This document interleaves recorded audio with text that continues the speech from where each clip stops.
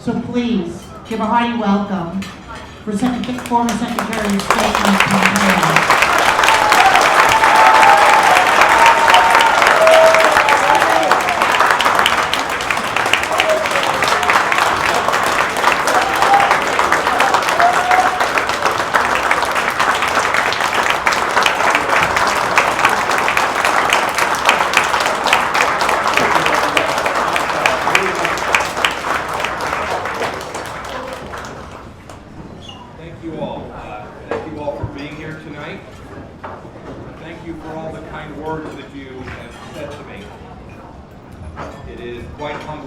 With this amazing group of freedom fighters who care so deeply about a cause that they're prepared to take their time and devote their resources to fighting for the freedom of people who simply need our help and will one day be successful at achieving that outcome. I believe it with all of my heart. When I was a much younger man, now almost 40 years ago, I attended the United States Military Academy at West Point. There were two things that I knew when I showed up, but that I learned even more while I was a cadet. The first is the centrality of human dignity and the capacity to practice one's faith. I'm an evangelical Christian. There are people here tonight of many faiths, but we know nations that deny the central right of human people to practice any faith, and communist regimes are, as Elmer said earlier, fearful of those of us who are faithful. They are atheists, and they deny basic human dignity to people all across their nations. So we should all stand and fight for that capacity to practice one's faith, wherever one is. The second thing I learned as a cadet was then reinforced in my first assignment. My first assignment after I graduated was as a young cavalry officer patrolling the then East German border between freedom and tyranny along the then boundary between West Germany and East Germany. I spent my days patrolling that space, driving up and down the border in my tank, and across from me were communists.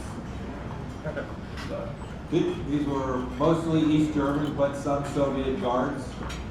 These were people who were spending their entire energy, their entire focus was keeping people inside of their own country, denying the people inside of their own nation the simple ability to raise their family and to love life and to protect those around them. These were people who I came to know very clearly were evil. These things that I learned came in very handy when I became America's Secretary of State, because I could see then too that American policy was backwards with respect to the Chinese Communist Party. We had it wrong. We've had it wrong since 1972. We certainly had it wrong for at least the last 20 years. You should know, this is not partisan. This is not about Republicans or Democrats. This is about tyranny and freedom. For the first time in an awfully long time, the United States redirected our energy and made clear that the Chinese Communist Party would not last forever.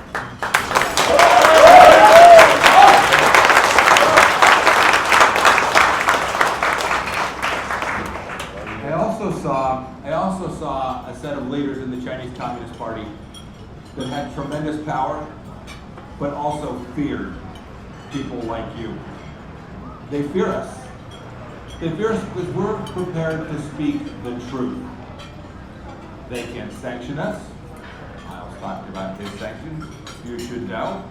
I was sanctioned too. My soon-to-be daughter-in-law, my son's getting married in the beginning of next year, called me and said, Mr. Pompeo, am I marrying into the sanctions regime? I told her yes. She said, I'm still in. We're prepared to speak the basic truth about human dignity and kindness, and the fact that each life is special. I come back to this central notion of an atheist regime that does not value human life, because at the end, this is so essential for the American people to understand. We know about what they're doing in Western China to some 2 million people who are held in internment camps. It reminds me of my time in Germany again.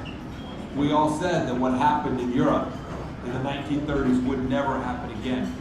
And yet the Chinese Communist Party today is doing that, persecuting these Uyghur peoples simply because of who they are. We know too, they're doing this to people of all faiths. Falun Gong are persecuted. Christians are persecuted. Anyone who believes in something other than the dominance of the political actors, the leaders inside the Chinese Communist Party, must be put down. You know that in the end, this will not happen. We will prevail. As Elmer said, I'm enormously optimistic. It is often very dark before we get to the right place, but I believe the world is on the right track now. None of this happens without an awful lot of work. I remember President Reagan when he began to confront, along with John Paul II and Margaret Thatcher, he began to confront the Soviet ideology. This is the central premise of what the Trump administration understood about the Chinese Communist Party. This is an ideologic regime. This is a regime that is intent not only on persecuting its own people, but on dominance of the region and of the world. And once you accept those two as the central thesis for how you think about the Chinese Communist Party, then the actions that an administration needs to take are very clear. They're straightforward. I will give you 3 central ideas. First is that one has to understand that this fight is worthy and that it will be a battle. And that when those who say, well, we just need to be nice to the Chinese Communist Party, don't understand is that negotiating with regimes like this is not possible. They do not understand life the way that each of us understands life. They do not understand power the same way each of us understands it. They are determined to do the singular thing that Xi Jinping, the General Secretary, speaks about. He talks about the Middle Kingdom and the China Dream. And the China Dream could not be more opposite of the dream that I have for the people of Hong Kong and the people of the United States. The American dream, the Hong Kong dream.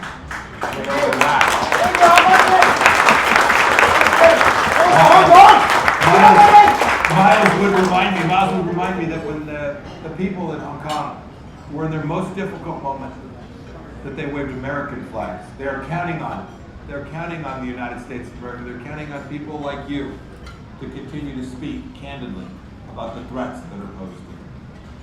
The second thing we had to accept was that this problem is not a long ways off. And when I say that, I don't just mean a long ways off in the future. I mean it's right on top of us. It's here. It's inside the United States of America today. And so we had to first make the case here in our country of the evils of the Chinese Communist Party and the greatness of the Chinese people, 1 billion plus strong, who want nothing more than freedom for themselves. We made that case. We made that case fearlessly. We never failed when the people of Hong Kong stood up to remind Americans that they were in the right and that the authoritarian regime was in the wrong. And we never failed when we found that there was a massive spying being operated inside the United States, that we were prepared to take real risks by closing the consulate in Houston, Texas. This had been known for a long time, but no administration was prepared to actually shut down what the Chinese Communist Party was doing inside of our country. I gave a number of remarks dealing with the Chinese Communist Party during my 1,000 days as Secretary of State. There are 2 that I want to speak to in the context of how we thought about this problem set. The first was a set of remarks that I gave at a meeting of all the American governors, the National Governors Association, my team. And when I speak about the Trump administration and the work that we did, you should know I had a fantastic team. Leaders like Miles Hughes, people like Keith Kroc and Meng Chang, a woman named Mary Kissel, a group of people who understood the tyranny of communism and were prepared to help me prosecute that effort. I went that day, I learned that the governors were all going to be in Washington, and I asked for 20 minutes to speak. They gave me 20 minutes on a Saturday afternoon. So by the time I get into the room, there are probably 40 of our nation's governors. They're Democrats and Republicans alike. They're frankly not paying much attention to America's Secretary of State. They're governors. They have many problems at home in their own communities, in their own states. What do I need to know about foreign policy? I said several things to them. One of them is that you should know that your pension funds are investing in weapons of war that may one day kill American citizens. You should think long and hard about investing inside of China when the Communist Party is using the proceeds of hard-earned dollars that were made by Americans and invested in their retirement to build out the Chinese military apparatus. The second thing I told them is you should know the Chinese Communist Party wants you. This finally got their attention.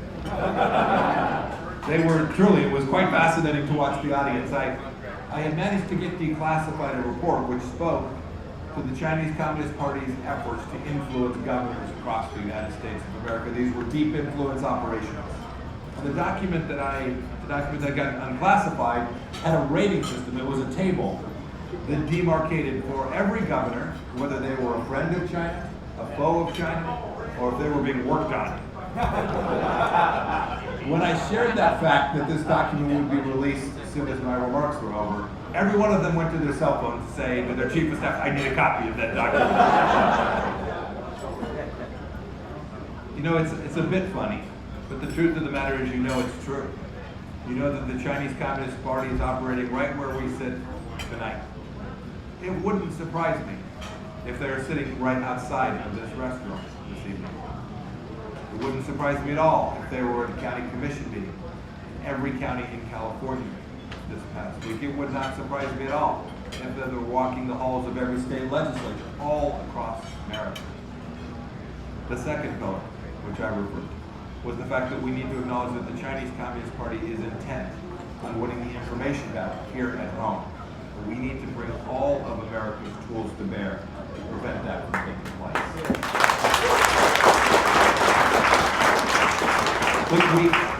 The last thing we came to know, Miles referred to, was how we began to approach the Chinese Communist Party.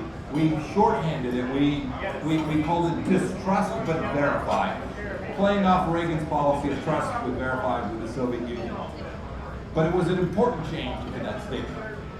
We came to know that there wasn't a single thing uttered by a Chinese Communist Party official that had any possibility of actually being true. We knew that they would lie. We knew that they had lied to the people of Hong Kong. We knew that they had lied to the leadership all throughout their own country. We knew that they continued to lie to the United States about the virus that came from inside of their country, and they continue to this day to cover this up. Remember, we now have 4 million people across the world who have perished because of a virus that almost certainly came from their Institute of Virology in Wuhan. That work that was being done took this virus and made it more lethal, more contagious. And then the Chinese Communist Party, when they knew that this lethal, highly lethal, and very contagious virus was inside of their own country and spreading, they made 2 central decisions. And these central decisions reflect what I've just spoken to. They made the decision that said we're going to shut down an entire province inside of our own country, and we're going to put thousands of people on airplanes to places like Milan, Italy. The world must understand that they didn't value human life. They didn't understand that the danger that they posed to the world was something that they ultimately must be called to atone for. We have a responsibility. That virology lab continues to operate. We have a responsibility to recognize that the stories that the Chinese Communist Party continues to tell around the world remain lies. I am heartened tremendously by this evening.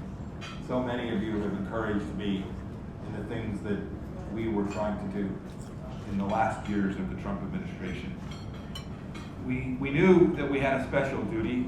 We live in this very special place, America, the true beacon of freedom for the world. most exceptional nation in the history of civilization. But when we fall short, we have an even deeper duty. When we refuse to stand up for peoples in the world who are simply asking for their own freedom, then we bear a moral responsibility for failing to do all that we could to help those people achieve that freedom. I too many times cried for what was taking place in Hong Kong. I watched these people take enormous risks to put themselves in the streets and be bludgeoned by Chinese Communist military and police forces. I watched them sing anthems like you all sang here this evening, simply demanding that the Chinese Communist Party live up to the promises that it had made, not only to the people of Hong Kong, but to the people in the rest of their country. I fear that Hong Kong now is lost until such time as this communist regime no longer has the capacity to dominate that place. And I fear too that American financial institutions that are operating in that place today don't understand that they too are complicit in denying the people of Hong Kong the freedoms which they so richly deserve. You know, we don't always get it right in the United States. I don't make that claim. But in the end, history has demonstrated that we will. And this is why I'm so encouraged by it this evening. You all took your time to come to this very special place to encourage each other, to encourage Miles and me and Elmer in the mission that we are in. This is an enormously worthy fight. There will be setbacks. There will be days when we all shake our head and say, I don't see the path to taking down this regime inside of China. You should know that every regime has fallen thought that they were invincible. This one does too. It is precisely at the moment of the greatest hubris that the greatest risks exist. We watch Taiwan today. I pray that the American administration and leaders in South Asia, in Australia, in Japan, South Korea, for America can't do this on its own. Pray that each of these come to understand that the people of Taiwan, this democracy, this place that has enormous economic creativity, vitality, and are great people, many of whom themselves fled China. I can pray that leaders around the world will come to see that the responsibility to support the people of Taiwan is real. It is a moral duty. It is a clarion call for the world. And we cannot permit Taiwan to go the way of what Hong Kongers are suffering